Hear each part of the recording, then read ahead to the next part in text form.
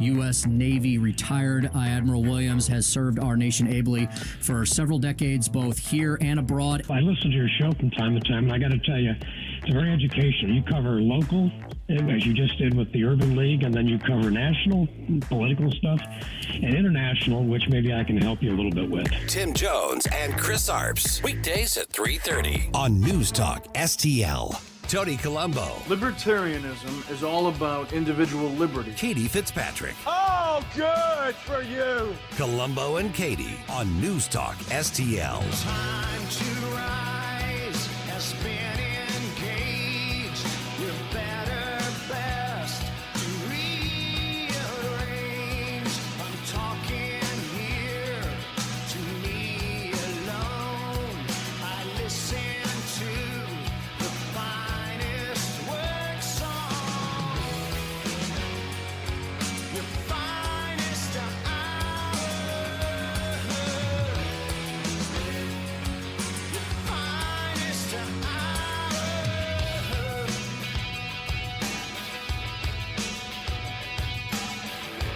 Hello and welcome to Wednesday afternoon here on Colombo and Katie on 101.9 and 94.1 News Talk STL.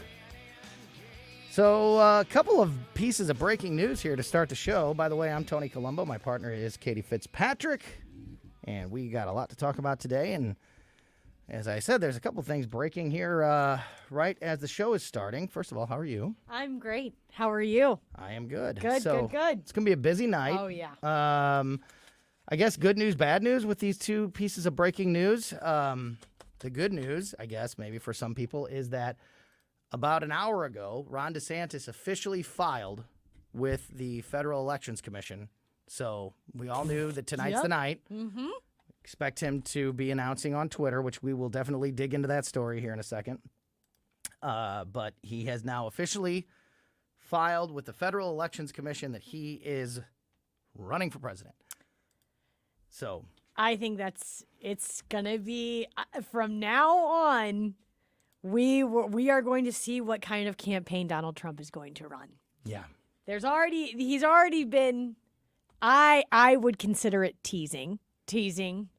Sure. We've been waiting. DeSantis. Yeah, we've been waiting for this for months. Well, I think Donald Trump has been teasing Ron DeSantis to this point. Yeah. With the nicknames and the, He's I made him workshopping who he is. nicknames. But I think, and it's funny how it all comes back to, this is a moment for Ron DeSantis and I'm bringing it to Donald Trump. I think that's hilarious. I just can't help it. You're not going to be the only one doing that, though. But this is a big moment for Ron DeSantis and his campaign and his family.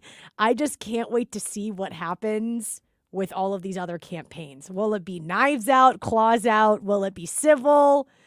It's going to be fun. Mm-hmm. Well, now we have a field that is really starting to come together with Nikki Haley, Yes. and Tim Scott, and now Ron DeSantis. So the big names are getting in full swing because now the big thing there with Ron DeSantis is that it means that he can officially start fundraising.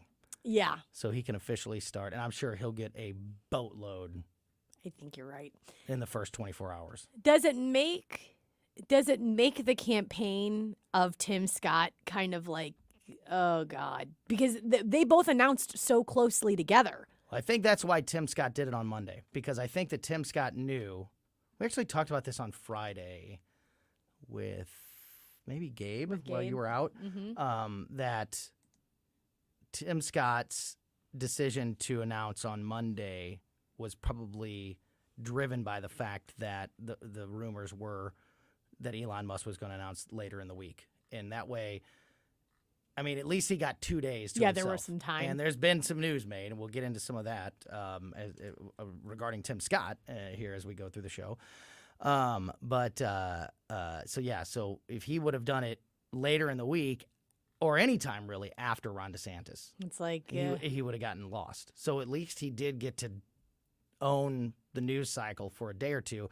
Because even if he would have waited until next week, with Ron DeSantis in the race, I don't think Tim Scott getting in the race makes as much impact. So he had to do it before. Yes, he absolutely had to do it before. So That's he couldn't correct. even, I mean, I guess he could have waited another couple of weeks. and let things die down with Ron DeSantis and then make the announcement. But still, once DeSantis was in, Tim Scott getting in doesn't make as much of an impact. So I agree. he had to do it ahead of time, and I think that's why Tim Scott did it on Monday. I agree, and I think that to make the biggest splash, you would have to do it before Ron DeSantis. Even though we knew that this was coming, it was happening eventually. I am so Ron DeSantis coming into the race, if that is what's going to happen tonight on Twitter, I feel like, okay, it's go time.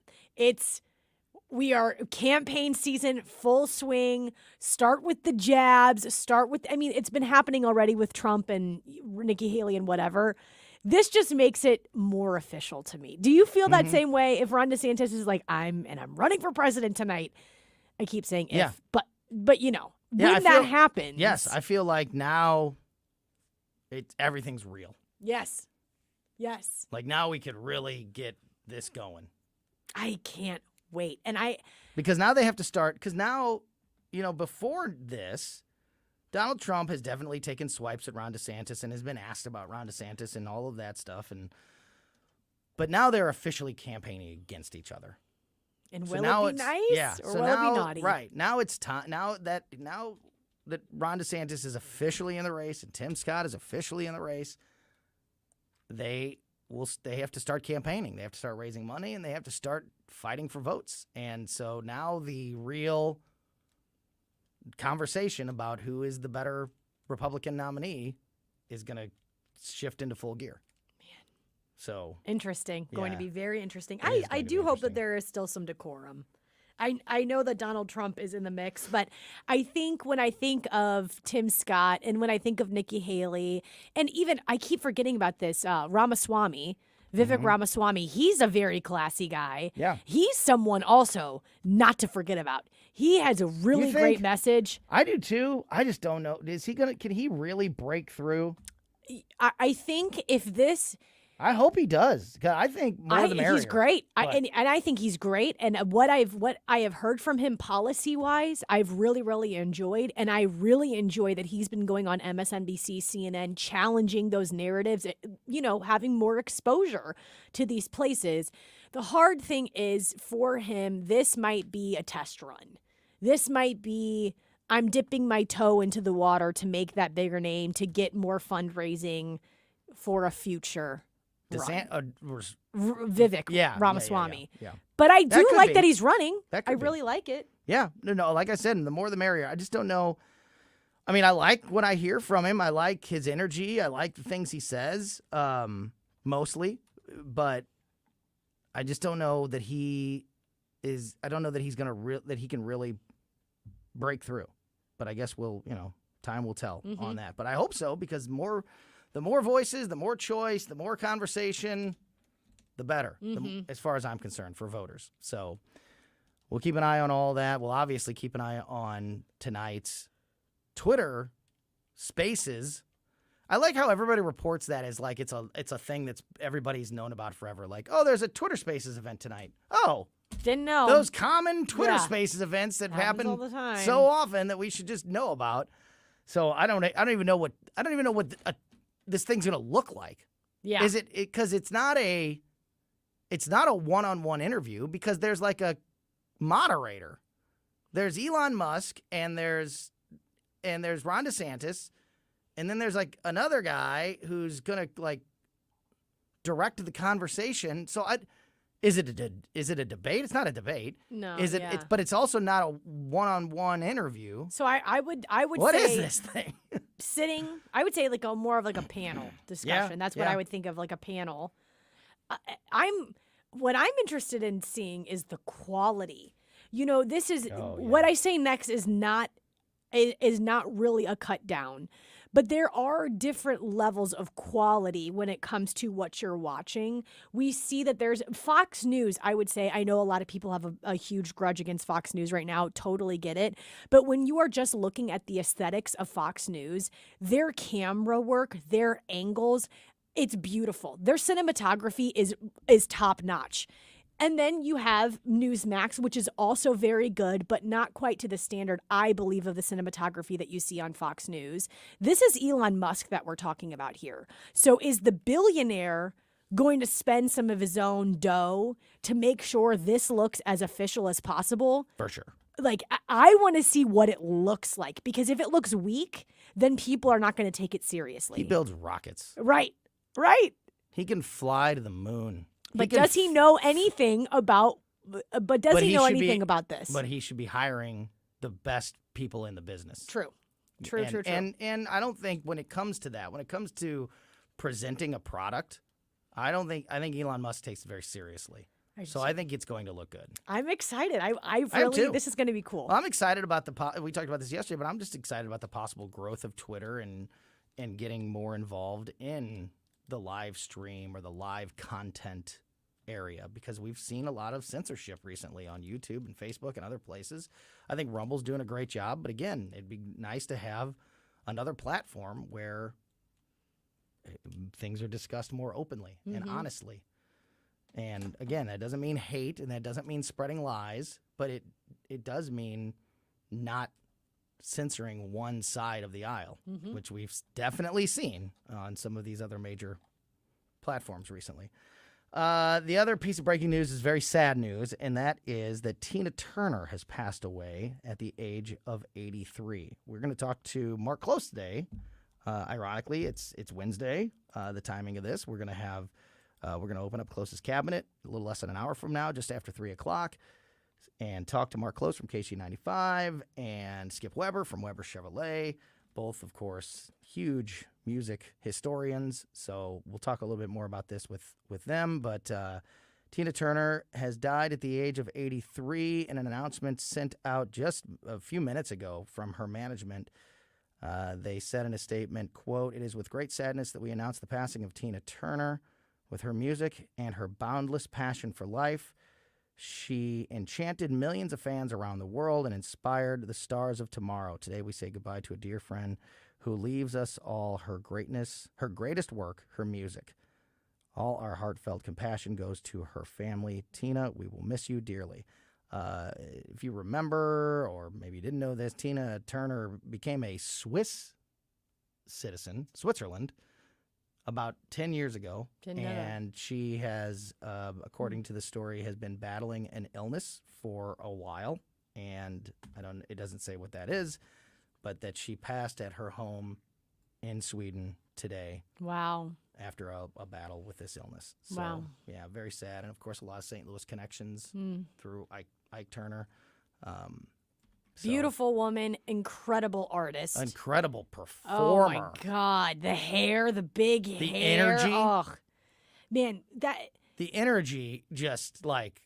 Yeah, go. Go. Never seemed out of breath, which No. is a talent in its own when you're singing and dancing and entertaining. But the songs that she sang, the hits they're going to Proud Mary. That's generational. There's music that's being created right now that is not generational. It's very temporary. But people like Tina Turner did it so right that you would hear a song from her that 10 years from now you're like, ugh, yes, I get it. Makes you happy. Mm-hmm. Absolutely. One more story here before we get Rodney Boyd on the line. This one is going to make you angry.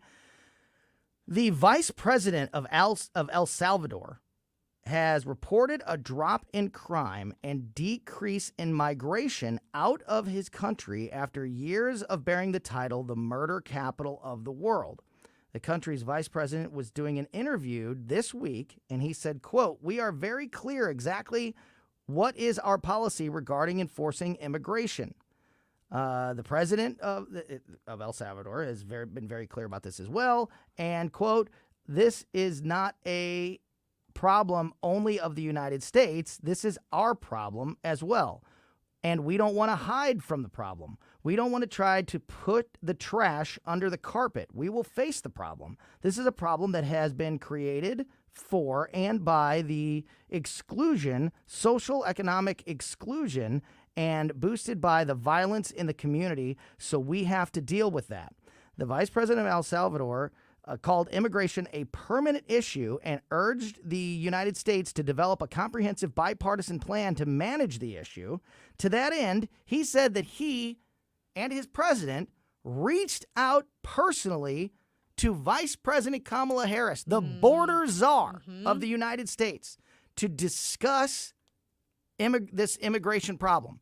Immigrants coming from his country and immigration in general that is affecting the world and particularly affecting the United States. He said that he reached out, sending a letter to Vice President Kamala Harris to request dialogue over a potential $4 billion investment in the region to create jobs and help increase quality of life so that it might deter people from leaving their home countries. So this is El Salvador sending the Vice President and President of El Salvador, sending a message, sending a letter to the Vice President of the United States, the border czar, Wow. the person in charge of immigration, saying, we want to invest $4 billion in a plan and work with the United States to come up with some infrastructure that will help with people leaving our country and it will deter people from going to your country. Goodness. And he said in this interview today that they have not got any response. So Ghosted. this is what I find interesting about what you just laid out. We know more about this plan than we do about Biden's plan. We know more about this plan from the vice president of El Salvador than we do our own administration. We have no idea, even though Karine Jean-Pierre says they've been very clear. They've been very, very clear about what their plan is. We don't have an iota of an idea of what's going on at our border or what they're going to do about it. And yet, yes, this vice president, he laid out something perfectly succinct for us to understand. Yeah. That makes sense. Yeah. He said, like, we are a problem. He admitted immigration, people leaving our country is a problem, and we don't want to run from this. Now, listen, he could be up to no good. He could be whatever, Sure. other world leaders, you always got to, you trust but verify kind of thing. But wouldn't you want to have that conversation with a leader of a country that is saying, we are identifying this problem and we want to invest in a solution that would help your country and help our country? You know what's funny, Tony? And can't even get a Word. a new out of the office automatic reply. Isn't Sorry, that I'm on what vacation. Trump did with the president of Mexico? Reach out to @Joe. Is it at Joe? @Joe at whitehouse.gov. Isn't that what Trump did? Now, more Trumpian and was a little bit probably bolder. But didn't Trump work with the president of Mexico and say, Yes. we'll cut a deal with each other Yes. so that people can stay in Mexico? And I don't know if it was part of Remain in Mexico. I don't think it was part of that. But Trump worked with the president of Mexico so that they could benefit and we could benefit to come to a negotiation and understanding. And I'm almost positive whenever that negotiation happened, he was called a racist. And yet we have this, El Salvador, vice president. How about that? Almost same thing. Crazy. Seems like crazy. something you'd want to reply to. Seems like a plan you might want to listen to. But no, not Kamala Harris. She's killing it on the border. And She's busy. and that's why I trust her with AI too. So because of her great record. All right, we are going to talk to the insider's insider of local news and politics. The great Rodney Boyd is going to join us in just a moment. We had Justin Sparks, Missouri State Representative, on the show earlier this week and kind of recapped, digested, now that we've had about a week and a half to kind of look back and digest everything that happened in the Missouri legislative session. And the representative mentioned that there are possible special sessions coming up this summer to address some of the issues that didn't get handled in the regular session. And Justin Sparks, for one, said that he was very excited to have those, to get back to work in Jeff City and get some of those issues resolved. So I want to ask Rodney Boyd if what he thinks about the possibility of these special sessions and which issues could be addressed in them. Also want to talk to him, speaking of the of Elon Musk, or of Ron DeSantis and Elon Musk, Missouri's role in the Republican primary and picking that next representative of the Republican Party for the 2024 election. So we'll discuss all of that and more with the Insider's Insider, Rodney Boyd, in just a moment here on Colombo and Katie on 101.9 and 94.1 News Talk STL. You're listening to Colombo and Katie. Colombo and Katie, the new faces of talk radio. Tim Jones and Chris Arps in the afternoon. Wednesday, Mike Ferguson at 4:25 on Gabe Gore, Gardner's successor, Judge Janine Pirro, 5:25 on her new book. At 5:45, Horace Cooper, Project 21. Tim Jones and Chris Arps, weekdays at 4 on News Talk STL. If you have an electrical problem or a project at your home or business, can't recommend the team at Grasser Electric enough. We discovered Grasser Electric when we moved into our new home and needed some work done, like new light fixtures placed and just figuring out some of the switches in our house that some of them worked, some of them didn't, some of them turned things on and off that didn't make any sense. So Grasser Electric, we found them, and they were so great to work with. We've had multiple projects done by them, and we'll certainly go back to them the next time we need any electric work in our house. Grasser specializes in all electrical needs, ranging from large-scale commercial projects all the way down to simple home service needs, such as replacing a bad light switch, and they cover all possible ranges in electrical service and can handle just about any electrical project you have in mind. And best thing is that they offer free quotes for new projects. So if you do have this big idea, but you're worried about how much it costs, possibly at your business or your home, you can call Grasser. They'll come out, they'll take a look, they'll explain exactly what needs to be done, exactly how it will be done, and exactly how much it'll cost. So you can get those questions answered and make the decision how you want to move forward. If you need to contact Grasser for any reason, you can call them at 636-441-5200 or just go to grasserelectric.com. That's grasserelectric.com. This is the perfect time to upgrade your home. Mike Ferguson here from my friends at Window World. Their number is 314-993-1800. Improve your home with Window World's double-strength glass windows. Those come with a lifetime warranty that covers all parts, glass breakage, and labor.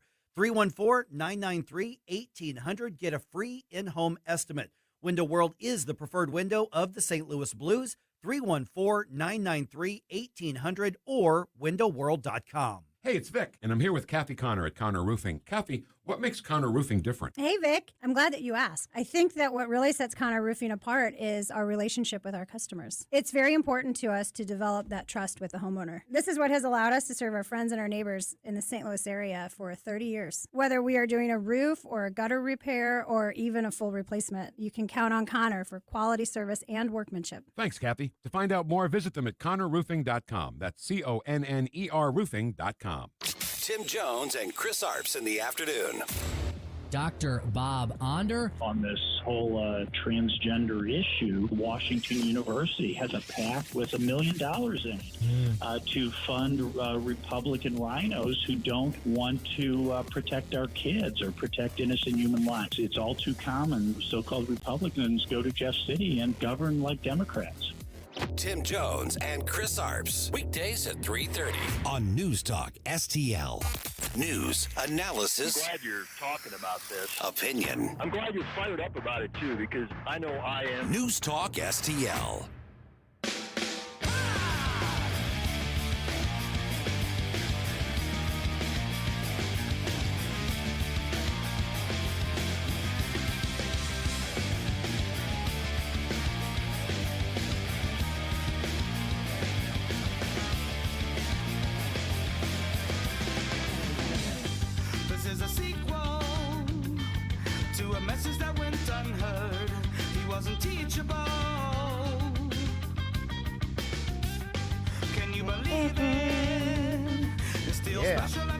Love that urge stuff. Welcome back to Colombo and Katie on 101.9 and 94.1 News Talk STL. So we just touched base with Rodney Boyd. He is wrapping up a meeting, so he's going to join us in about 10 minutes. So we will talk to the insider's insider of local news and politics in just a few moments. As I mentioned, want to talk to him about the possibility of special sessions to maybe clean up or address some of the issues that didn't get done in the Missouri legislative session that just ended about a week and a half ago. Also, want to get his thoughts on Missouri's role in the presidential election and the primary election.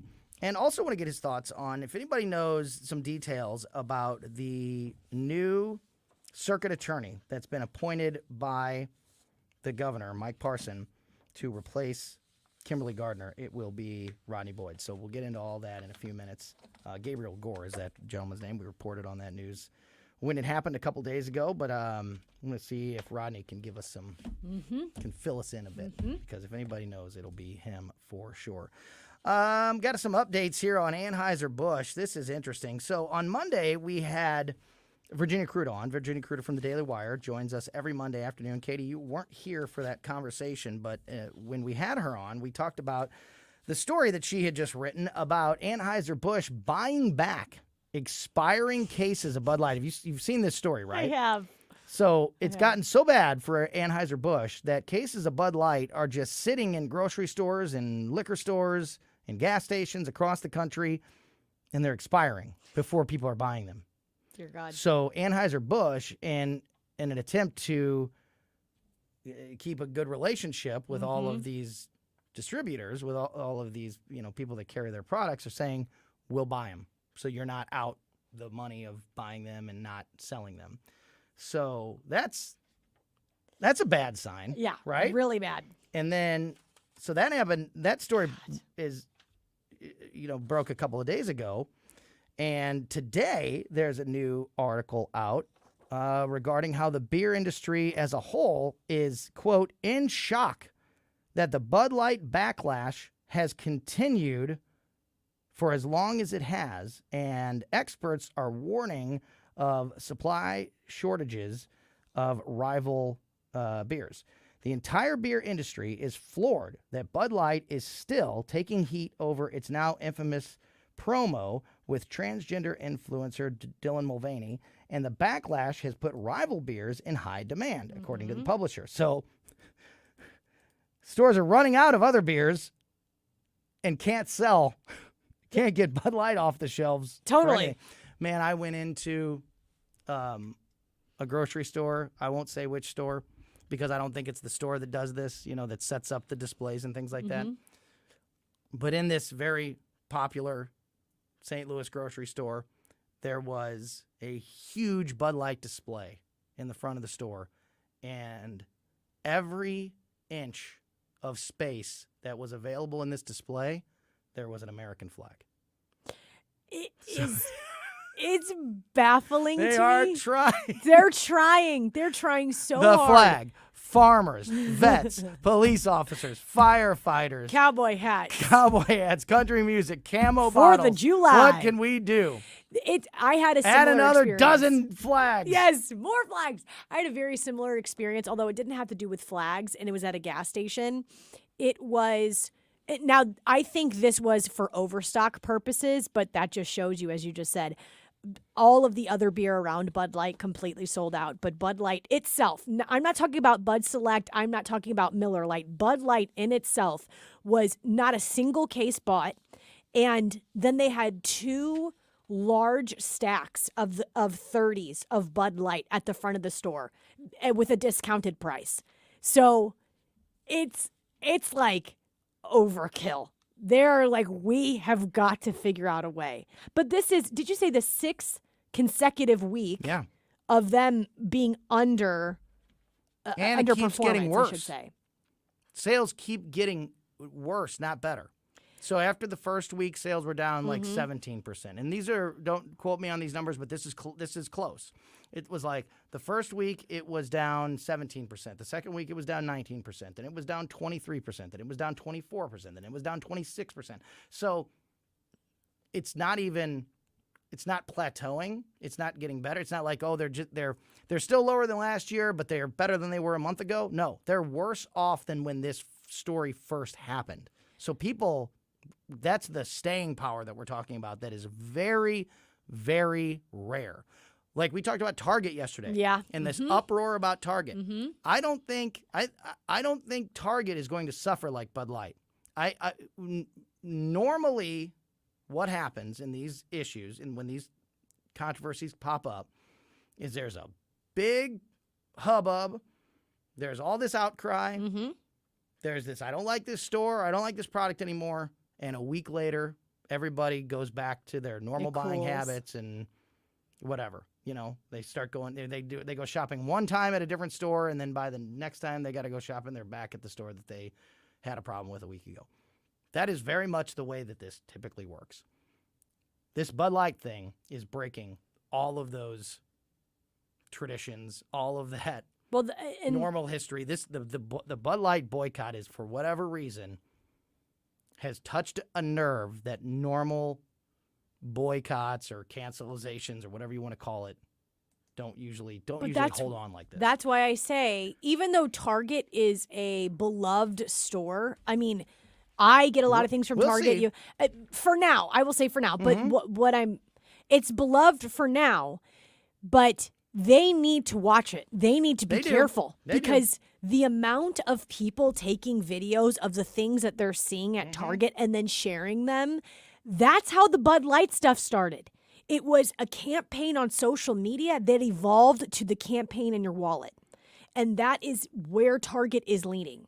And it doesn't, and the problem is that there are other stores that are similar like Target, just like there are other beers to choose from. But not nearly as many. That's true. There's dozens, hundreds of other beer options. There's not a whole lot of stores like Target. Yeah. There's Walmarts. There's Costco's, if you have a card. I don't know. Maybe, I don't know. Close it. That's close. Why can't I think of anything else? I mean, there's, like back in the day, there was Ventures here in St. Louis, and there was Grandpa Pigeons, and there was, things like that. But those are all gone. Kmart's are gone, mostly. Yeah, Target has become a superstore where it's clothes, makeup, grocery, all of the things. And one of the reasons that I like Target is I grew up in a house that was, my parents were, did not like to shop at Walmart because of Walmart's business practices. So we were like, we didn't shop at Walmart growing up. Now, we did if there was, we were traveling and we had to get something and then and we don't know where we're at. There's a Walmart. It wasn't like this. It wasn't like this, absolute. But we did everything we could to not shop at Walmart because we didn't like the way that they went into little towns and put mom and pops out of business. And they've definitely had some very questionable, the way they treat their employees over the years. I think some of that's gotten maybe a little bit better, but it's still definitely a problem. So we always shopped at places like Target or Kmart because my parents didn't like the way that Walmart handled themselves. So there is no Kmart. That's true. So people have that problem. Like for me, it's like, well, I don't like what Target's doing, but I also don't necessarily like what Walmart's doing. And now there's nothing else. Now there's nowhere else to go. I mean, Walgreens doesn't have all of that kind of thing. There's CVS doesn't have. So does Target, from what you just said, this is interesting. From what you just said, does Target understand they have the upper hand right now? I think that's why Target will survive this backlash a lot better than Bud Light has, because there's just not as many options. People buy Bud Light to have a good time. People shop at Target for everything. Yeah. Everything they do in life. It is reasonably priced. They get priced. their groceries. They get their clothes. Yeah. They get everything. They get their tools. They get, you know what I mean? Like, they get everything there. One fell swoop. Yeah. So it's way harder to replace Target in your life than it is Bud Light. Now, I'm not defending Target by any stretch, but I'm just saying I don't think that Target is going to suffer the way that Bud Light has. Sorry, this is the last. I promise I'm not trying to get stuck on this. This is my last question, because this is this is very interesting. I agree. So we're seeing a lot of the southern states move their pride memorabilia, their pride stuff, clothes and whatnot, to the back of the store. It's not in the front of the store anymore. It's more towards the back. Is that the move then that you think, not in like the super progressive areas, but will you start to see Target move that specific or that in like Juneteenth or whatever is super political? Will they start to move those political stations to the back of the store? I think it's going to be, as we talked about yesterday, I think it's going to depend on, I think it's going to be a store-by-store situation. I think that's going to be a store-by-store situation. I think in certain areas of the country, it plays well, and in others it doesn't. And like I've said, I've not really seen, I haven't been to Target in a couple weeks, I don't think, but I haven't really seen this thrown in my face at my local Target here recently. Now, I haven't been in a couple weeks, so maybe it is there. But as we were talking about yesterday, I've noticed that depending on where the Target is located, seems to, like, what community it's in, what type of people shop there, what is being pushed front and center in the store. Because I've seen that personally with my own eyes, traveling around the country and even here in St. Louis. So I think that's a store-by-store thing. But I just think it's harder to replace Target in your life than it is Bud Light. So I think that it's going to be, I don't think that this is going to affect Target as much. Although I hope it does. I hope people do, make their voices heard, because, that's the only way that you can impact change. All right. We have got lots more to talk about as we go through the afternoon here. Rodney Boyd, the Insider's Insider, going to join us in just a moment. We'll get his thoughts on the possibility of special sessions this summer here in Missouri to address some of the issues that did not get finalized during the regular session.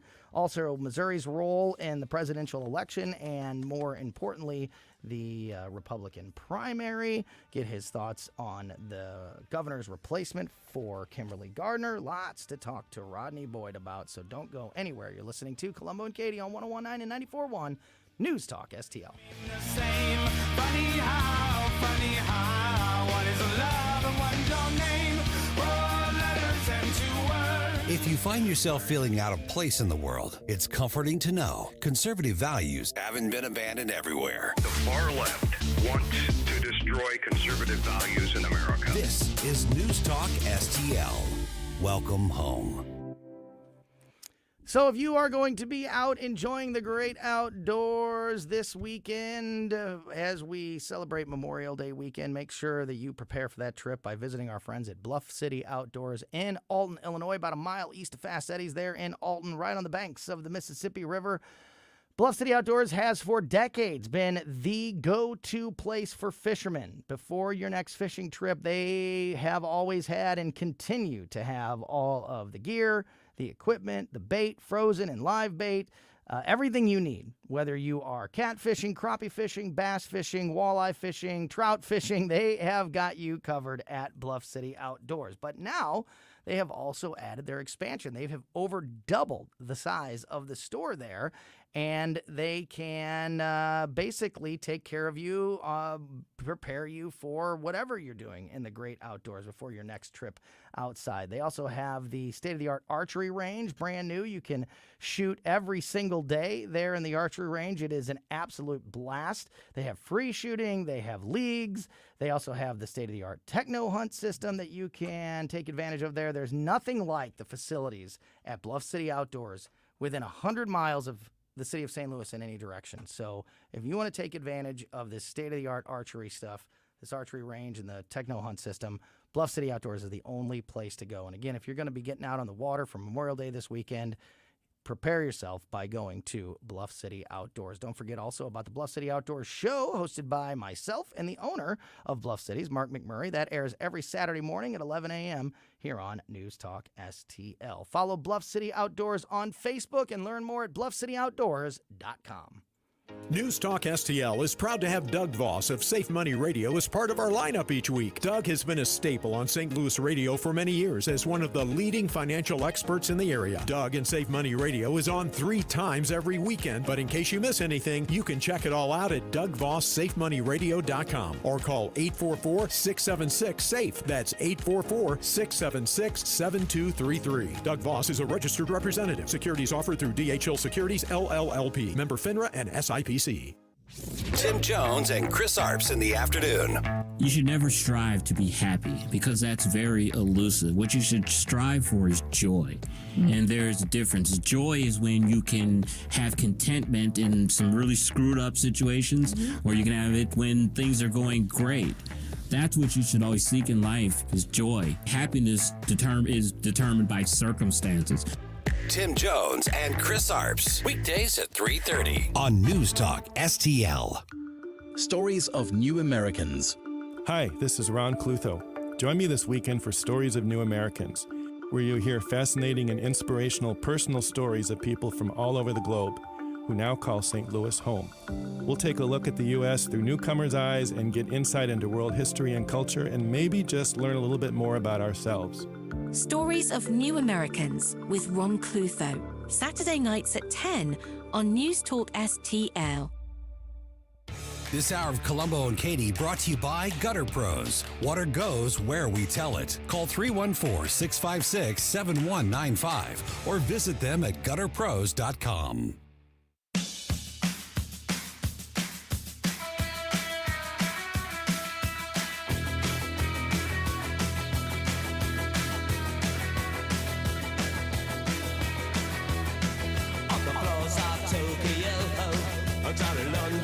Hello and welcome back to.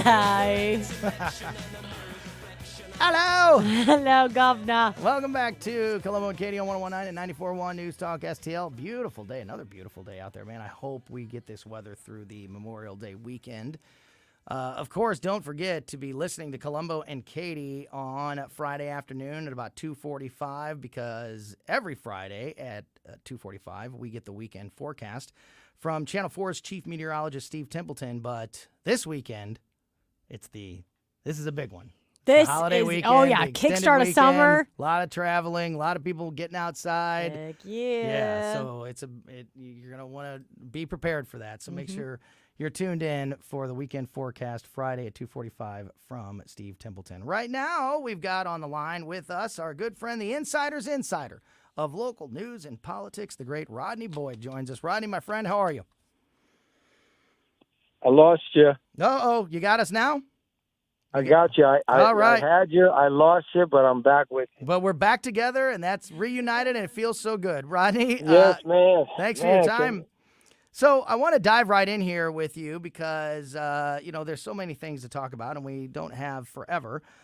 We had Representative Justin Sparks on the show earlier this week, and we were sort of recapping some of the frustrations that the representative was feeling about this past legislative session. And he mentioned the possibility of the governor possibly calling a special session or maybe even multiple special sessions this summer and fall to address some of the issues that did not get wrapped up in the legislative session.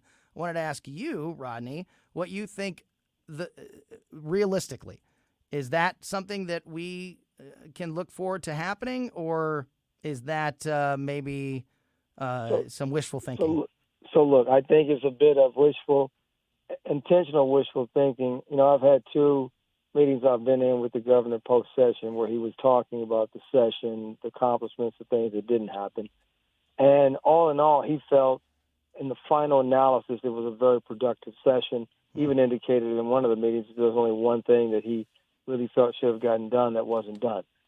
What was that, if you don't mind sharing? It was around early childhood initiatives that he was pushing. Got it. But from the governor's perspective, if you had 10 things and you didn't get one, it doesn't set the stage for a special session. Now, here's the disconnect. There were a number of things that were coming out of the House caucus, Senate caucus, that were significant priorities that didn't get to the governor's desk, and so you're going to have this push for people who didn't get some of the big things done, some of the issues, some of the tax issues, some of the other things that they wanted done, that have been pushing for a special session. There are people that they felt like, they gave up too much in terms of some of the things that were compromised in the budget. So I think you're going to have from the membership in the House and Senate people that are going to constantly, and this is not a new thing. I mean, there were, if you go back for this governor, I think almost every interim, there has been at least some volume around, we need a special session. We need a special session on a number of itemized things. But remember, the traditional way you get called in is the governor feels there's something that's compelling that starts, in many respects, from his office and permeates through the state, enough support. I don't see it. Now, look, if enough voices, there is also a process, which I don't want to spend a lot of time on, that if there was truly, and we first learned about this when Jay Nixon was the governor and you had Republican supermajorities, there is a process for the legislature with enough votes to call itself into special session. But I don't see an issue that would trigger that mechanism. So you go back to the traditional approaches. Is there an issue that the governor could be compelled to call everybody back to? Maybe not. One other thing to keep in mind. We have a mandatory or a required September veto session. I think we'll see. The governor's in the process now, by the way, of researching all the bills that were passed. There weren't that many, but over 50. He's also looking at the budget and what was happening there. So he may make some budgetary vetoes. He may make some. So if there is an active veto session, he could overlay, this is a fiscal approach, he could overlay a special session with the veto session, right? That's a little bit cleaner, a little bit more of fiscal prudence, if you will. But I just don't see this particular governor at this state of mind saying, hey, I want to come back and call everybody back into session. Not that there won't be calls for him to do that, and I think that's what you're hearing from Representative Sparks. And you will hear from others, members of the Senate and others, about we should get back. There were a lot of people that weren't happy that initiative petition reform really didn't get done. So there are a lot of issues that people will say we should come back and tackle these issues. That's definitely one that stands out in my brain. I don't want to relitigate anything, but just off the top of your head, what are the big issues that are roundly considered to be the issues that were sort of failed on this year? One of the issues that the House was very exercised about was the approach to diversity and inclusion in terms of fiscal spending. They passed a measure to restrict it. They thought it would get through the Senate. It didn't. It became a kind of a bit of a priority for members of the House.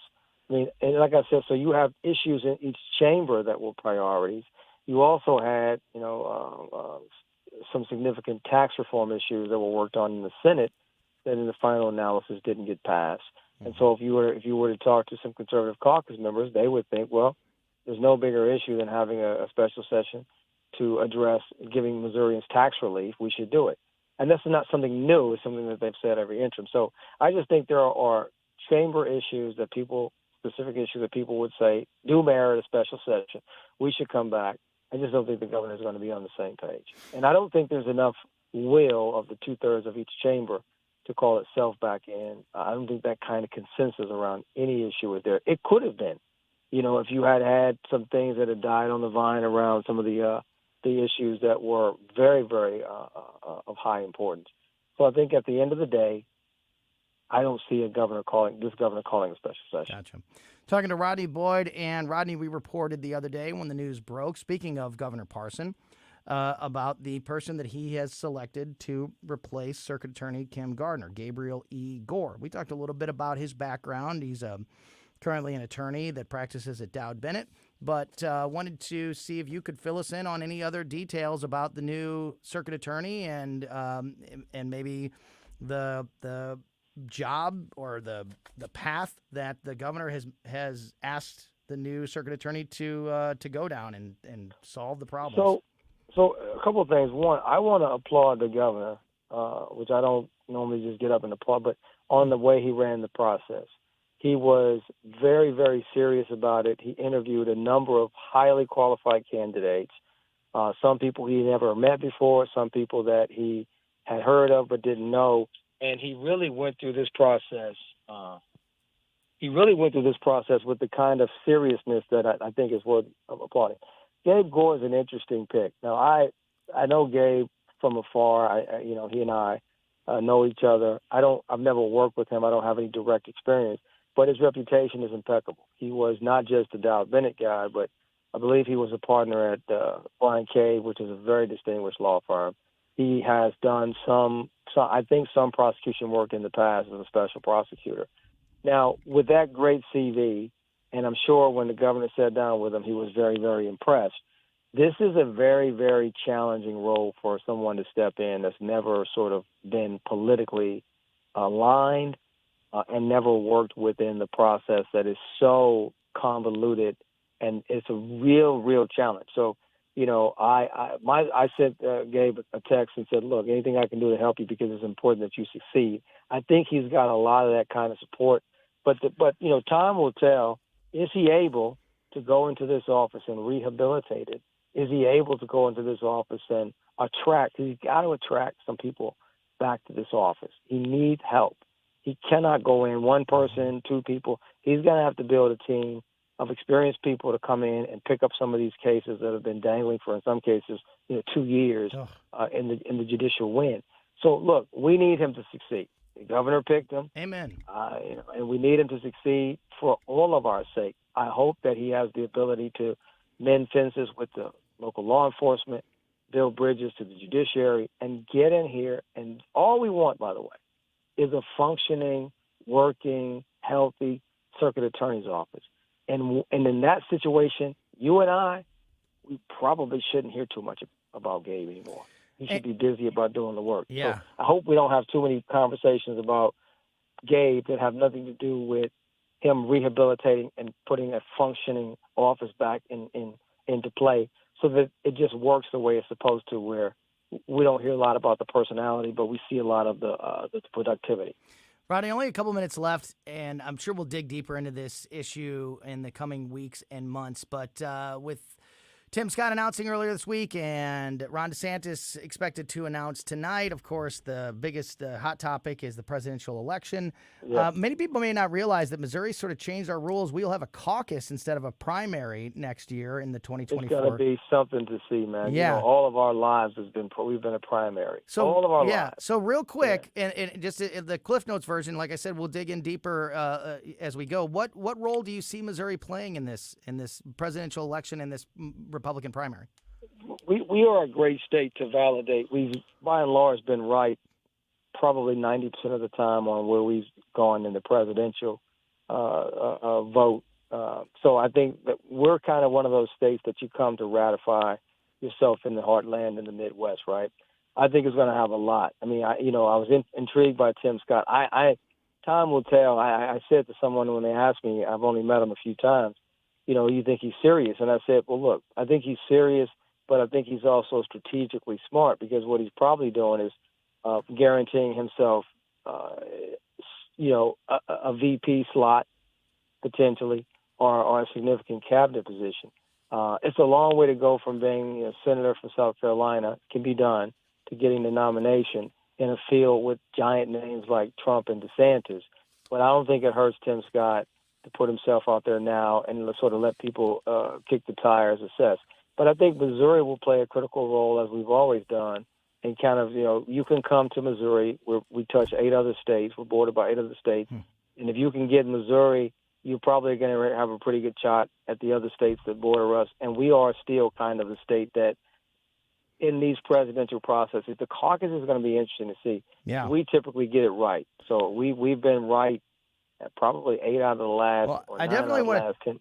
I want to talk more as we come closer to the primary election, all that, or the caucus, because it's going to be a little different situation a lot different for the a lot voters, different, and Tony. I want A to lot talk about that. different. Yeah, but Yeah. unfortunately, out of time right now. Rodney Boyd, as always, really appreciate your time, and we will talk to you very soon, my friend. Absolutely. Thanks so much. All right, we're going to open up Close's cabinet. We'll talk to Mark Close from KC95, Skip Weber from Weber Chevrolet. We'll have a little fun with those guys in just a moment here on Colombo and Katie on 101.9 and 94.1 News Talk STL. Michaelis brings it home. Swing and a miss. He struck him out. 6 strikeouts for Michaelis. Spend your Memorial Day at the ballpark with the Cardinals and the Royals. That day, 25,000 fans ages 21 and older will boost their fashion game with a Cardinals all-over print shirt. Thanks to Budweiser. That's Monday, May 29th, Memorial Day at the ballpark with the Cardinals, Royals, and the all-over print shirt. Great seats remain. Get your tickets today at Cardinals.com. The latest installment in the historic I-70 series is almost here. The Kansas City Royals make their only visit to Busch Stadium May 29th and 30th. The series kicks off on Memorial Day when 25,000 fans ages 21 and up will take home an exclusive all-over print shirt courtesy of Budweiser. Don't miss out. The Cardinals and the Royals as they battle it out for the title of Best in Missouri in the I-70 series May 29th and 30th. Great seats to remain for Memorial Day. Get yours at Cardinals.com. This is Paul Goldschmidt. Summer in St. Louis means baseball. Classic Kicks Country is streaming now. Hear all your new country favorites from the 90s. I should have been a cowboy. Streaming as it happened in the 90s. Classic Kicks. Let's go, girls. Download the Classic Kicks app from the App Store. Online at ClassicKicks.com. I'll go back. Or enable the Classic Kicks skill on Alexa. I love this station. 90s New Country streaming now. So many ways to listen to News Talk STL. Come join the conversation. Enable our Alexa skill. Hey, Alexa, play News Talk STL. Welcome to News Talk STL, conservative talk radio for St. Louis. Always streaming at newstalkstl.com or on your radio at 1019, 94.1, and 99.1 HD3. News Talk STL. News, analysis, and opinion. Welcome home. KLGY HD3 Clayton, K270BW Bellefontaine, KNBS Bowling Green. This is News Talk STL at 1019, 94.1, and always streaming at newstalkstl.com. Breaking news this hour from townhall.com. I'm John Scott. Senator Bernie Sanders is calling on President Biden to invoke the 14th Amendment and raise the debt limit without the approval of Congress. Correspondent Bob Agnew with that report. The independent senator from Vermont says President Biden is within his rights to unilaterally hike the debt limit under provisions of the 14th Amendment, originally intended to ensure the government paid its debts after the Civil War. In a Fox News op-ed piece, Sanders says the spending cuts requested by Republicans would amount to a national disaster, as would defaulting on the debt. Sanders' view is not likely to prevail, however. The legal case for exercising the 14th Amendment, so weak in this case, even the White House appeared to have ruled it out earlier this week. Bob Agnew reporting. Florida Governor Ron DeSantis making it official. He has filed paperwork to run for president. The announcement expected later today. Also at townhall.com, New York City has sent roughly 400 migrants to hotels in other parts of the state, a move that has generated lawsuits as well as challenges for the new arrivals. Mohammed arrived in New York expecting to find a welcoming city, but after a few nights in the overcrowded shelter system, agreed to take a bus to a hotel in Newburgh and regrets it. It is a guy who told, yeah, go back to your country. The 19-year-old from Mauritania is fleeing political persecution, seeking asylum in the U.S., and says he was lured upstate. Republican county officials across the state accuse the city of dumping the migrants on them. Julie Walker, New York. And the U.S. Navy ordering the USS Nimitz aircraft carrier strike group to head to Guam to assist in the Typhoon Mawar recovery effort. A lower close on Wall Street. The Dow was down 253 points and the NASDAQ lost 76. More at townhall.com. The following is not an actor, but a real-life story from Trinity Debt Management. I'm Corey, and this is my story. I was going through some financial troubles paying off my credit cards. I was paying high interest rates, and it just wasn't getting any better. And I knew I had to do something. So my mom told me about Trinity, and so I decided to call. Trinity was able to do something that I couldn't. I'm paying off my debt. I'm saving thousands, and things are really looking up. I promise you guys, you will not regret it when you called Trinity, because it was such a relief and less stress in my life, and it was the best thing I could have done for myself, because once I called Trinity, they took care of me, and I felt such a relief, a weight off my shoulders. Trinity was great to work with. They wanted to help me. I love it. If you're in debt and you need help, call Trinity at 1-800-990-6976. I'm Corey, and I'm debt-free for keeps. 1-800-990-6976. From the Michael's Flooring Outlet Weather Center. I'm News 4 Chief Meteorologist Steve Templeton with your first alert forecast. A low of 62 for Thursday morning and a little cooler day, but still very mild, mostly sunny and a high near 80, very low humidity.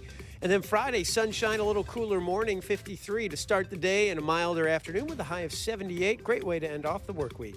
That's the latest First Alert forecast. I'm News 4 Chief Meteorologist Steve Templeton. This hour of News Talk STL is brought to you by Stifel, serving investors for over 130 years. Contact your Stifel financial advisor at stifel.com. That's STIFEL.com. Fox News commentary. The NAACP is now advising black people to steer clear of Florida, calling the state hostile for black people and lesbians. You really can't make this stuff up, folks, though I wish I was. I'm Tommy Lahren. More next. Hi, I'm Martha Stewart. Every year, more than 4 million pets enter shelters here in the United States. My friends at American Humane have been helping animals since 1877. The goal is to ensure that pets have a safe shelter, especially during natural disasters. Adopting a shelter pet allows shelters to help more animals awaiting care. Please consider adopting today and take some time to learn more about American Humane's other work at americanhumane.org. Another shameless pandering and delusional race bait courtesy of the Democrats and their comrades in the fake news media. The NAACP issued a travel advisory for black people and other minority groups, claiming that due to Florida Governor Ron DeSantis' aversion to porn for kids plus CRT indoctrination in schools, the Sunshine State is openly hostile toward African Americans, people of color, and the LGBTQ community. And the fake news media was more than happy to pick up this BS, light it on fire, and spread it around, with one MSNBC guest likening Florida to a terrorist state for black people and lesbians. I swear, if you really want to trigger a liberal, threaten to take away their unfettered access to brainwash and sexualize children. That'll do it every time. I'm Tommy Lahren, and you can watch my show, Tommy Lahren is Fearless, at Outkick.com. Welcome home to St. Louis's new choice for conservative talk. A bunch of un-Americans will never bring down a great American. 101.9 and 94.1. Thank you for the opportunity to let me vent here. And I'm so glad you're out there. News Talk STL.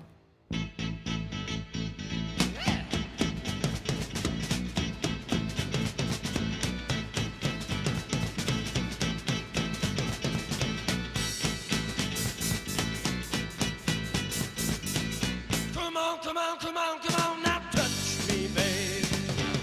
Can't you see that I am not afraid? What was that? Stell Babe picking out little doors this week for Close's Cabinet with Mark Close from KC95 and the sponsor of Close's Cabinet, Skip Weber from Weber Chevrolet. Mark, you first. How are you, my friend? I'm doing well, buddy boy. How about you guys? Doing good. Stell picking out some doors for you today. It's sounding good, right? Very, very nice. Yeah, that's some strong stuff. And now we've got, well, 2 of the 4 guys still with us, but and they still go out and play every once in a while. Not as the Doors, but they get out and perform, which is pretty cool. So yeah, I imagine that's something that those musicians want to do as long as they can, because the joy that it brings them to play music in front of a live crowd. I know it's in our very small bit of experience doing it, it's an absolute blast. And speaking of somebody who's got some experience being a lead singer on the stage, Skip Weber from Weber Chevrolet. Skip, how are you, buddy? I'm doing good, man. Was that the Doors? That was. Yeah, Doors. I'm just kidding. Yeah. Oh, yeah.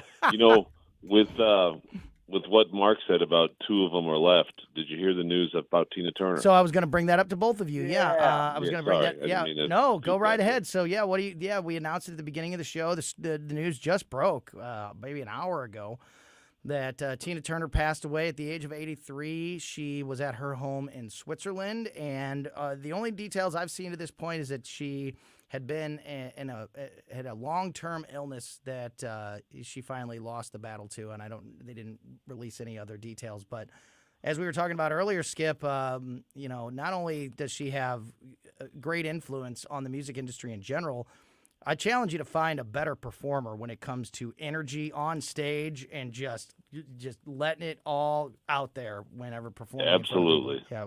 Absolutely. Yeah, she was a St. Louis product. Yeah, from absolutely. St. Louis. I mean, went to high school here. Was from Tennessee originally, but went to high school here. And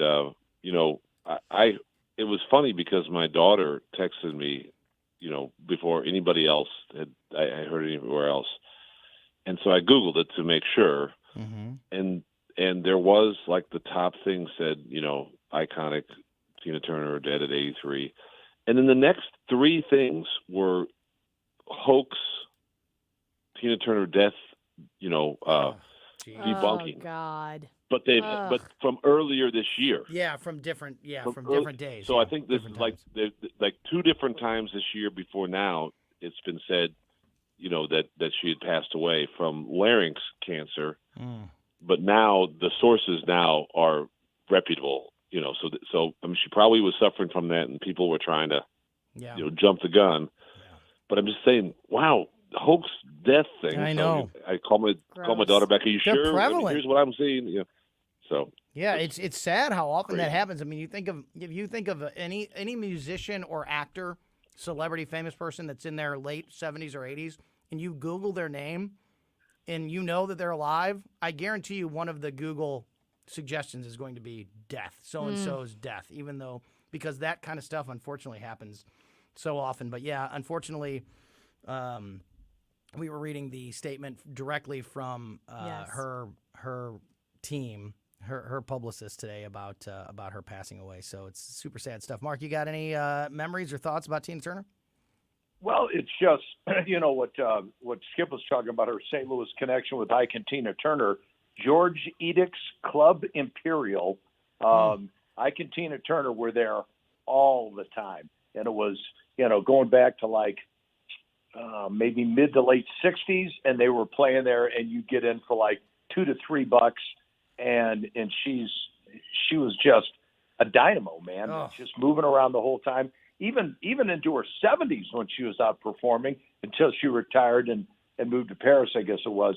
She just, man, on stage, she was a whirlwind with a great voice, and people, they just loved her. And it was, and all over the world, I might add.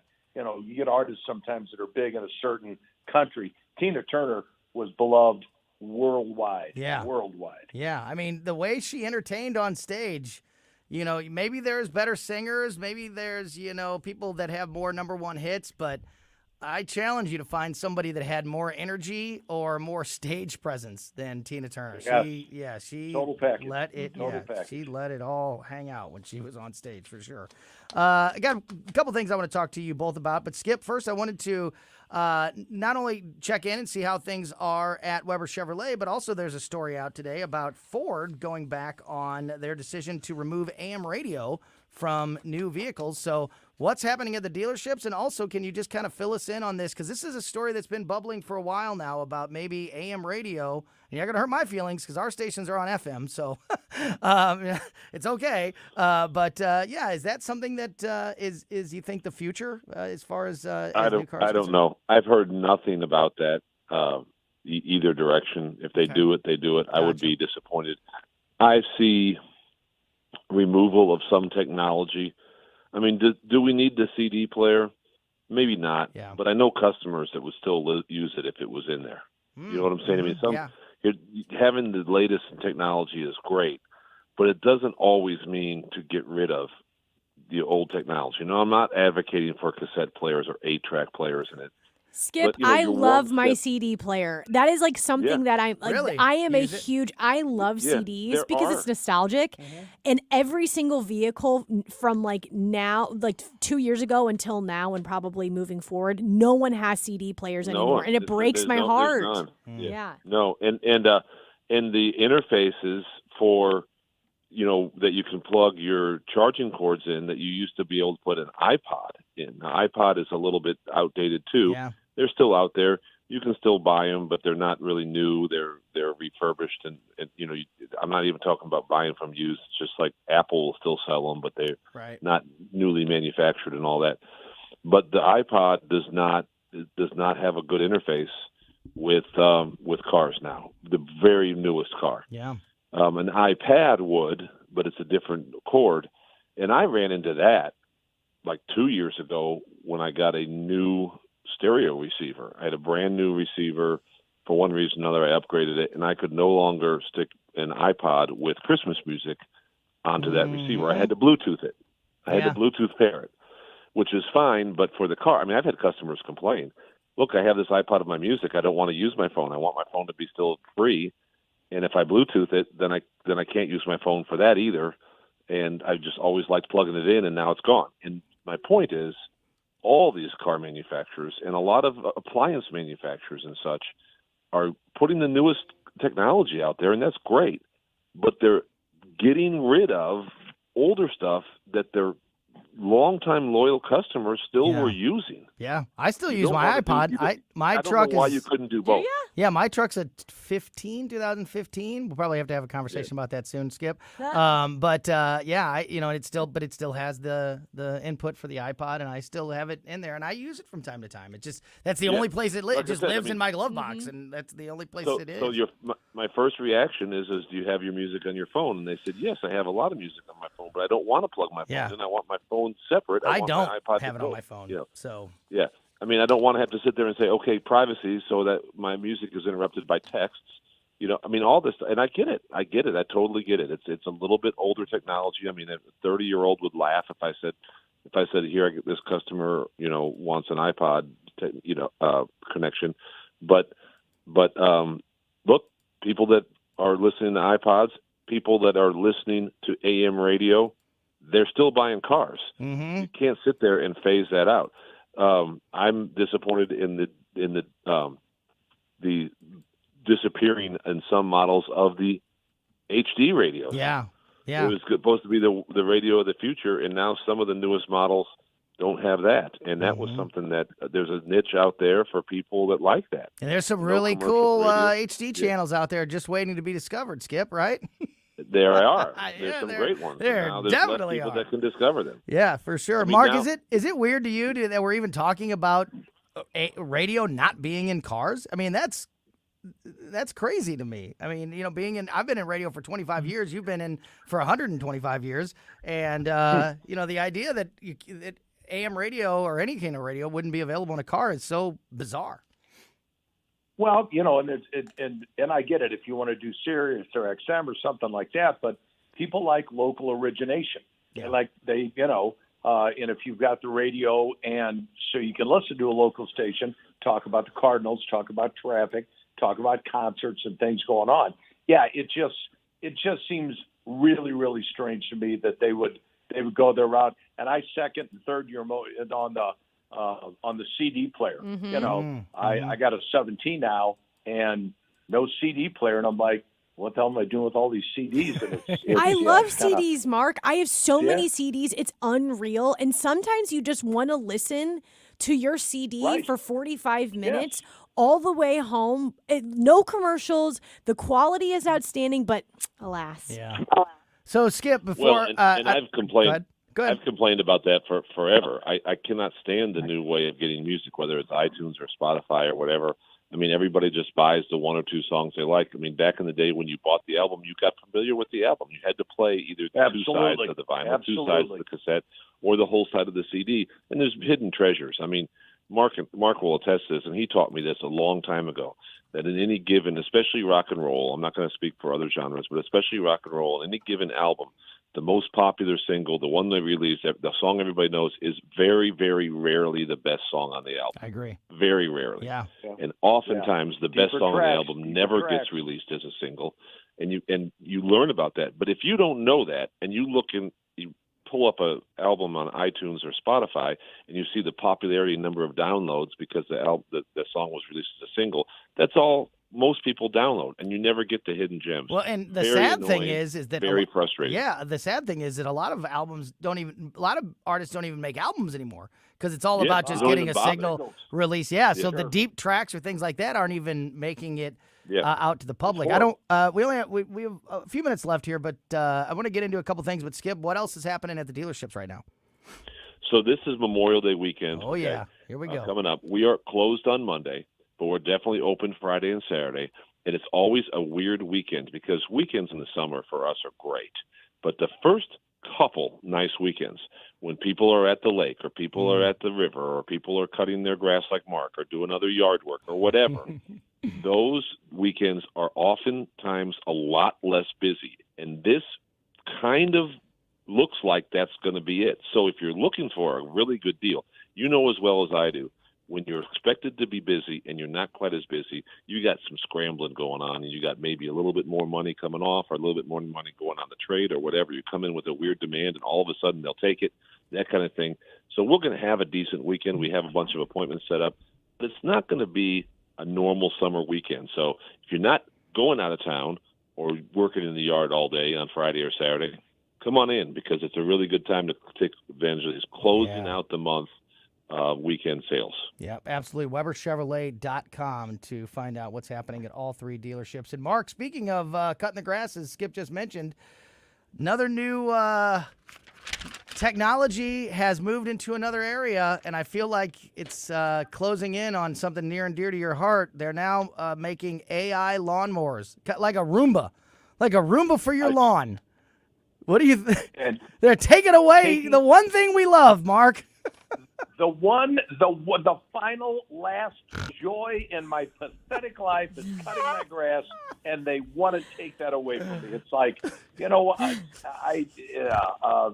I heard it, and I was talking to somebody this morning about it, and it's like, come on, man. It's like, I got to be honest, that whole Roomba thing, my daughter's talked about that. That's the same thing.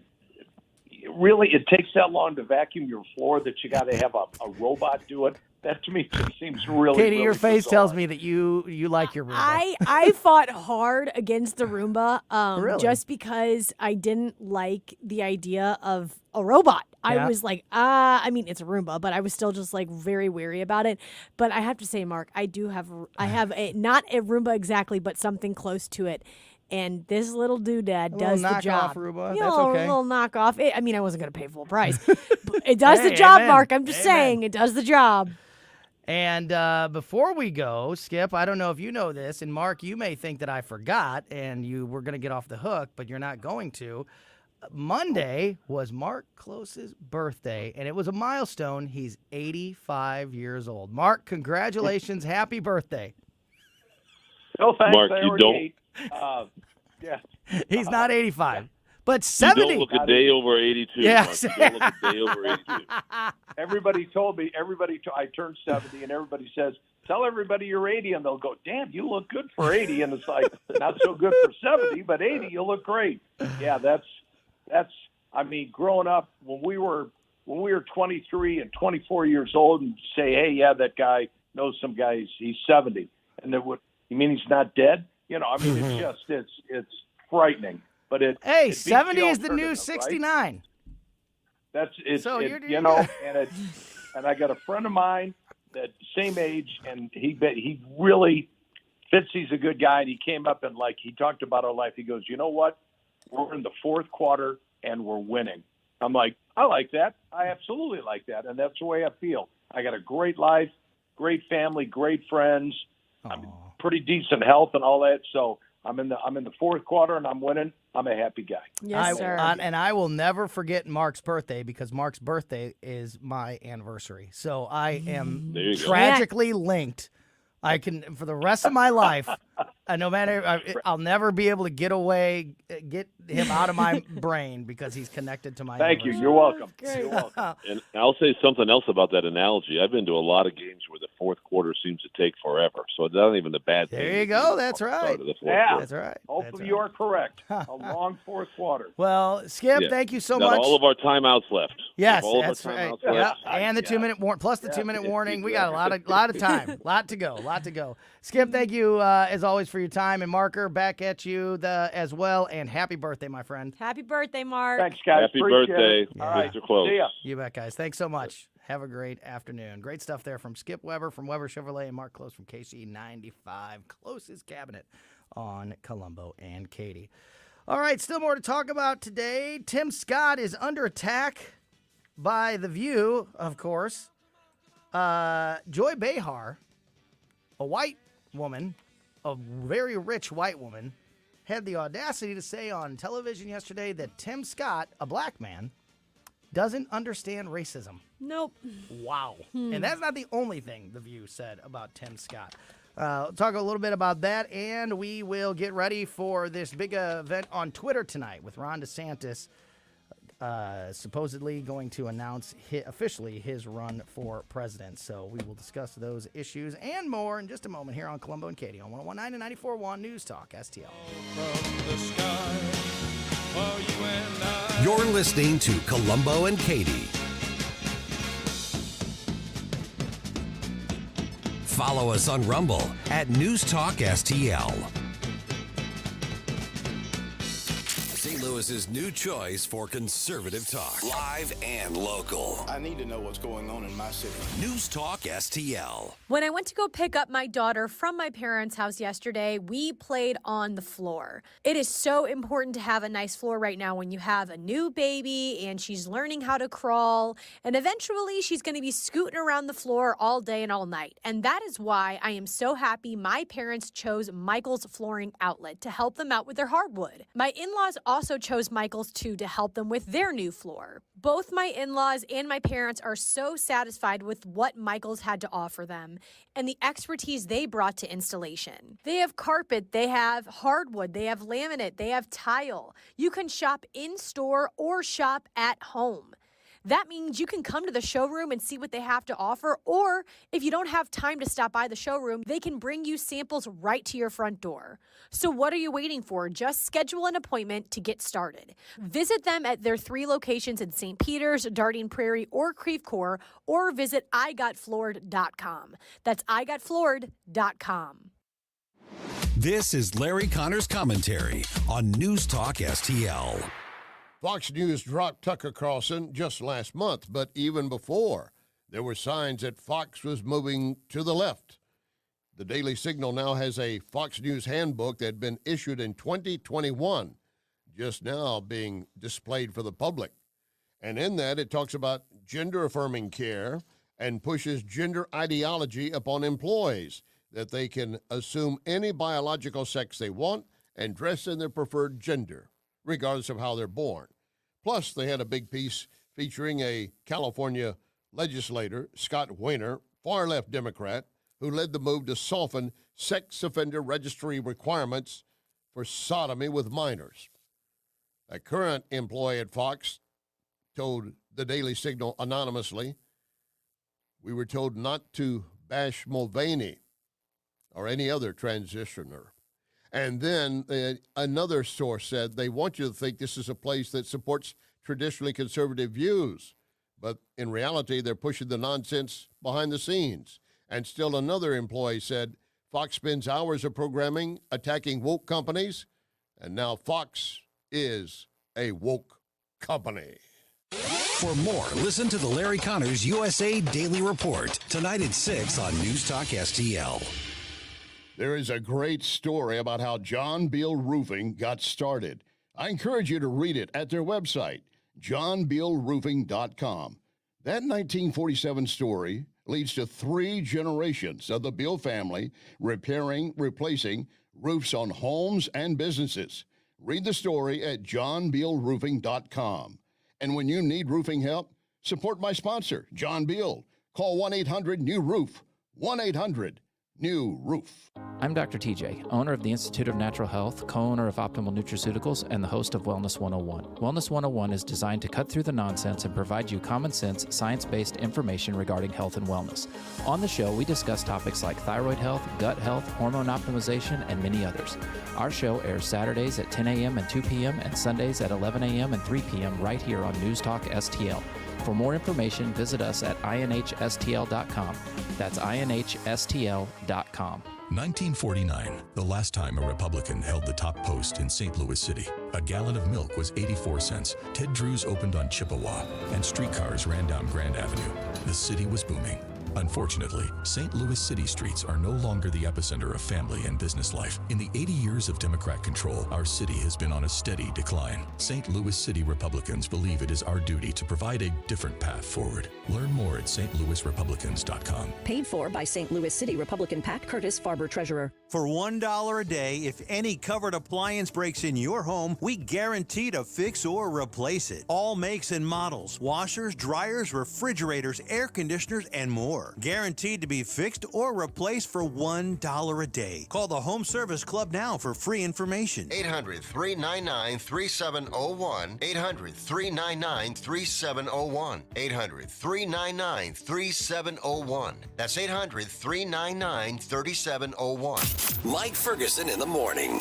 Is Missouri Lieutenant Governor Mike Kehoe the right guy to become the next governor? He's going to make his case for your vote on Thursday's program. Morning starting at 5:30 on News Talk STL.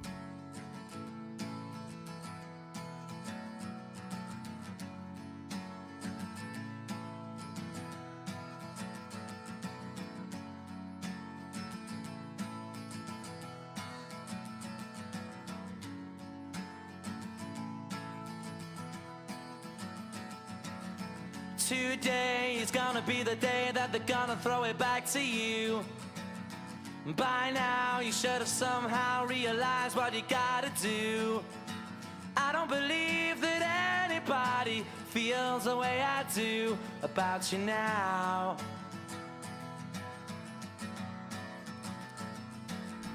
Welcome back to Colombo Katie on 101.9 and 94.1 News Talk STL. About 15 minutes to go here before we hand things over to the O'Reilly Report from 3:45 to 4. Then, of course, the Tim Jones and Chris Arp Show at 4 o'clock.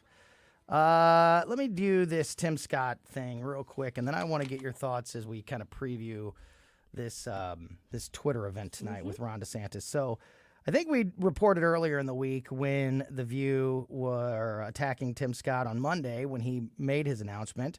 On Monday, Sonny Hostin said that Tim Scott doesn't his beliefs are backwards, that he thinks that because he made it in America as a poor black person that everybody can, but he doesn't understand that not everybody gets the breaks that he did. This is Sonny Hostin talking about Tim Scott on Monday. And also on Monday, Whoopi Goldberg said that Tim Scott had Clarence Thomas syndrome.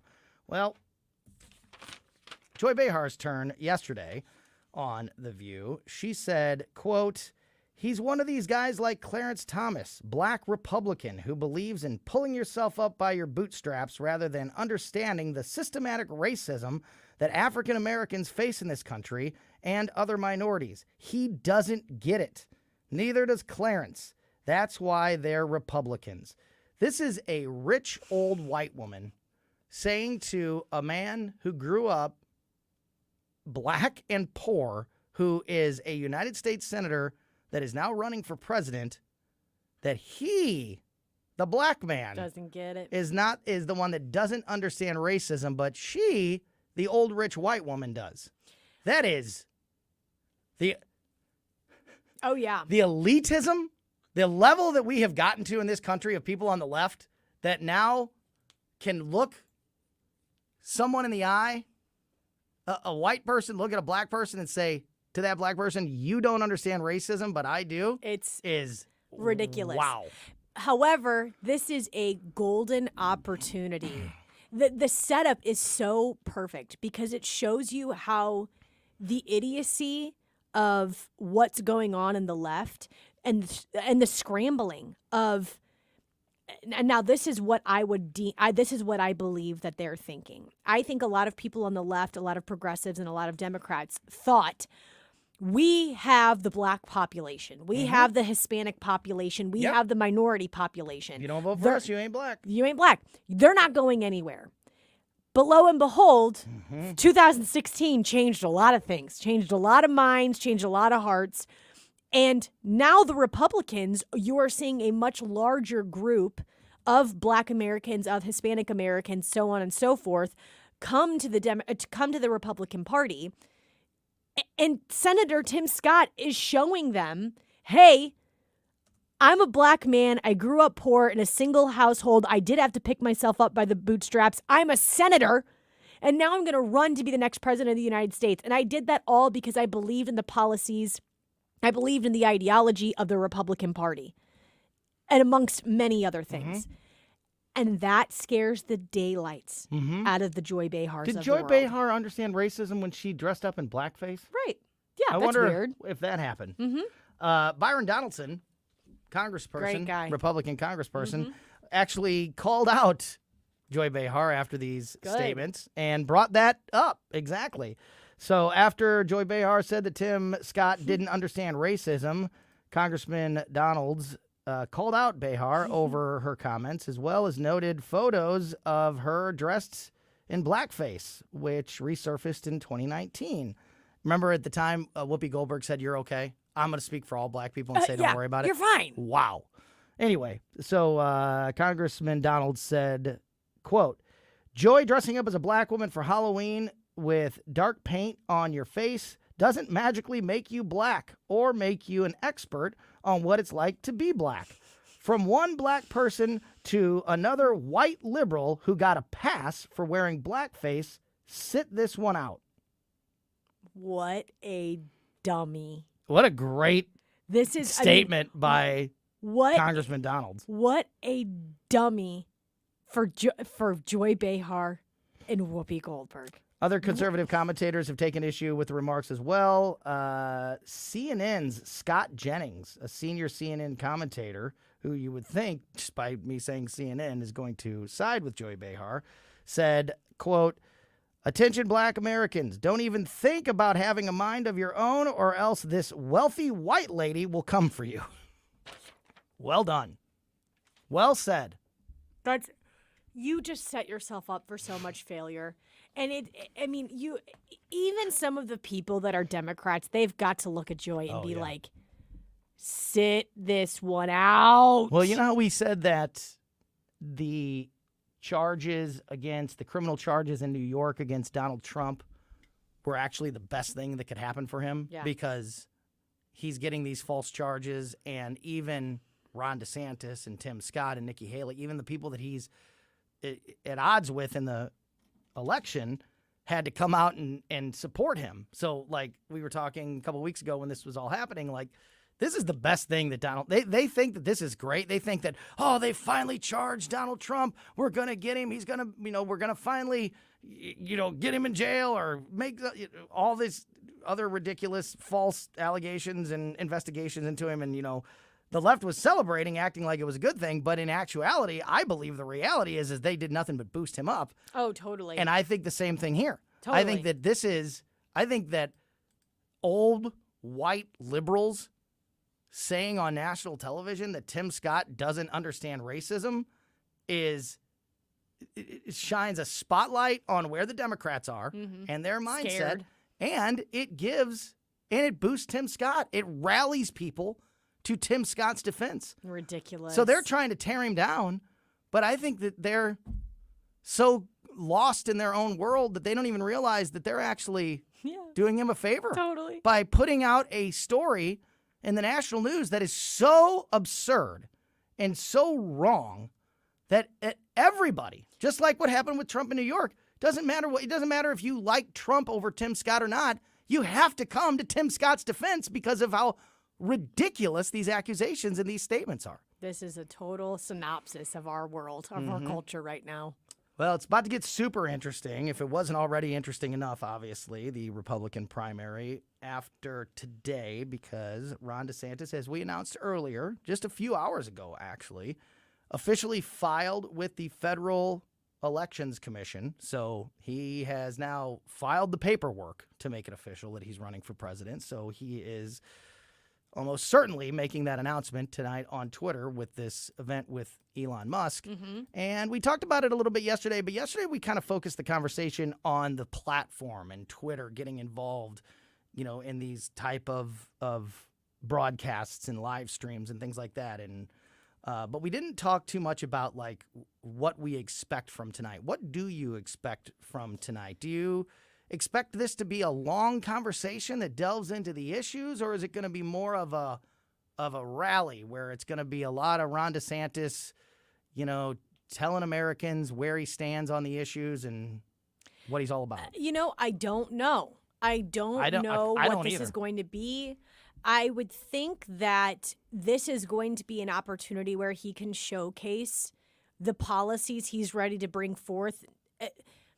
There's got to be a moment, maybe several, where he's going to link what he has done with Florida and as a governor and be able to take that nationwide and be able to say, this pool that I've been working in, it's a state, I know it's large, but this little sample size of what I've been doing in Florida is what I could initiate all across the United States, and this is how I'm going to make it better. The big thing that he's going to have to do, and again, it brings it all the way back to Trump, he is going to have to, without saying Trump's name all the time, because you don't want to just bring up your challenger it'll constantly. be interesting to see if he does bring up.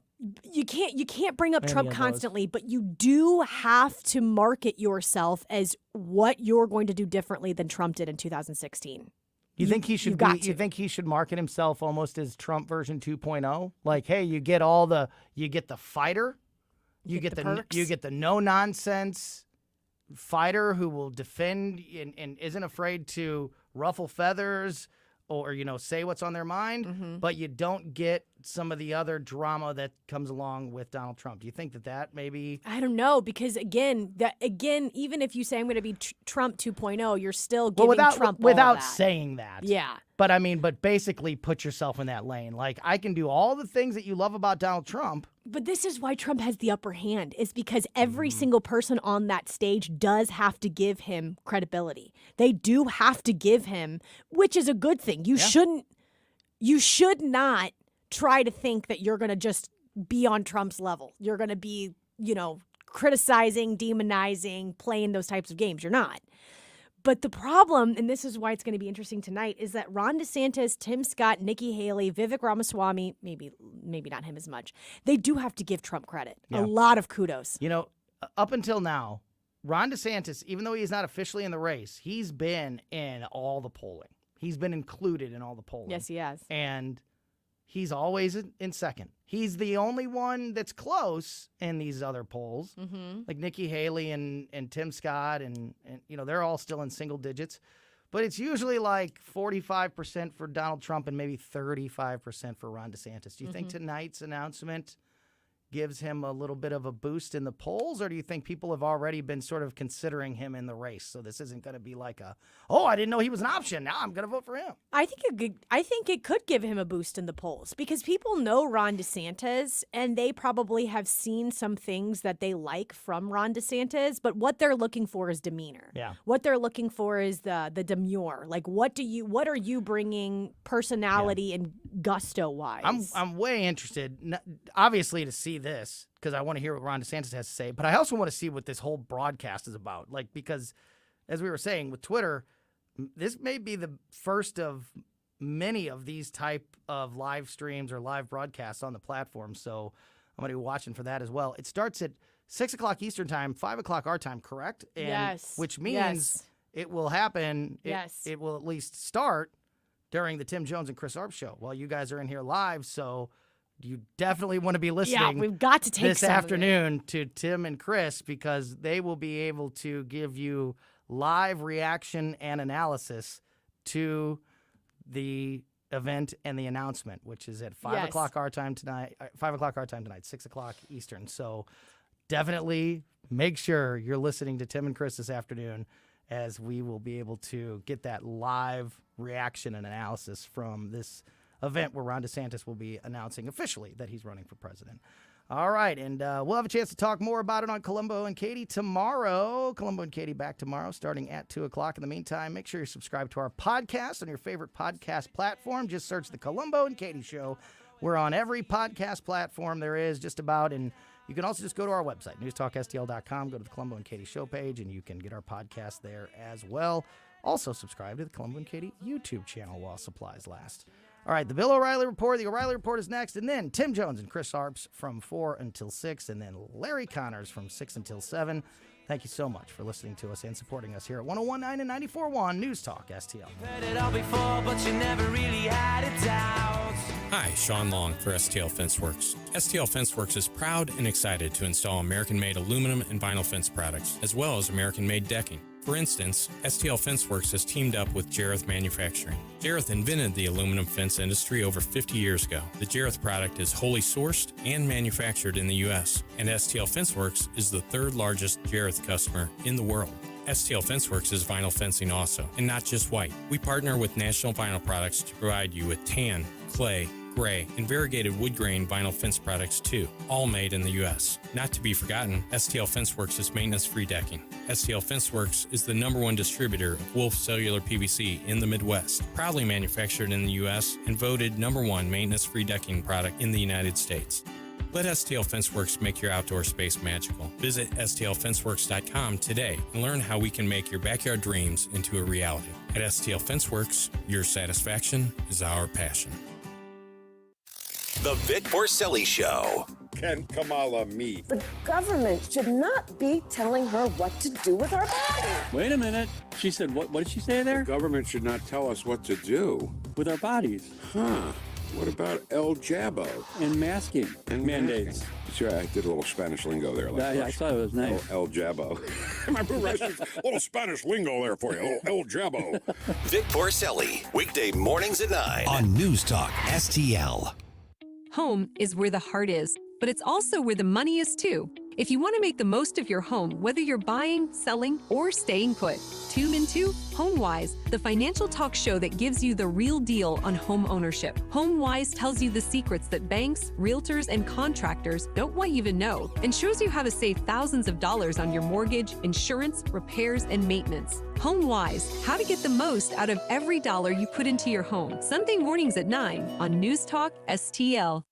Wake up, people. You're optimizing every waking hour of your life, from carpooling kids to work to friends and everything in between. You have to get sleep and a bed that can perform as well as you do. Meet the next generation Sleep Number Smart Bed. It effortlessly adjusts to your shape, position, and movements, learning how you sleep so you learn to sleep better night after night. Sleep next level, only from Sleep Number. Save 50% on the Sleep Number Limited Edition Smart Bed, plus special financing. Ends Monday. To learn more, go to sleepnumber.com. See store for details. Do you have heart failure and often hear, "Those stomach issues ruined your birthday"? "You're too tired to play catch, Grandpa." Sweetie, you haven't touched your tools since the carpal tunnel syndrome diagnosis. If these seemingly unrelated symptoms sound familiar, talk to your cardiologist and ask about transthyretin amyloid cardiomyopathy, or ATTR-CM, a rare and underdiagnosed disease that gets worse over time. Learn more at connecttoyourheart.com. That's connecttoyourheart.com. Sponsored by Pfizer. Bill O'Reilly here. You are listening to the O'Reilly Update. Coming up next, the news with Mike Slater. Thank you, Bill. It is Wednesday, May 24th, 2023. Here's what's happening today in America. DeSantis in the race. Trump in the courtroom. White supremacist attacking the White House. And a man just wants to get back to his castle. Can you blame the man? We'll talk about all that coming up. Then Bill will be here with your message of the day. But first, the governor of Florida, Ron DeSantis, is officially declaring his run for the Republican nomination on Twitter with a conversation with Elon Musk and podcaster David Sachs. He's a big tech entrepreneur. Very interesting move to avoid cable TV entirely. I have said for a long time, imploring the Republican Party to not let people who hate you on cable news have any role in deciding who the Republican nominee should be. That's like letting the Celtics pick the starting lineup for the Miami Heat. Just knock it off with these cable news guys. Meanwhile, Donald Trump was televised, but in a courtroom. It was just him and the judge. This is the New York City trial for this business dealing cover-up, whatever. Apparently, this setup is super rare and usually only used for people who are hospitalized. But the judge decided to do this with Trump on this second courtroom appearance to spare the whole court building the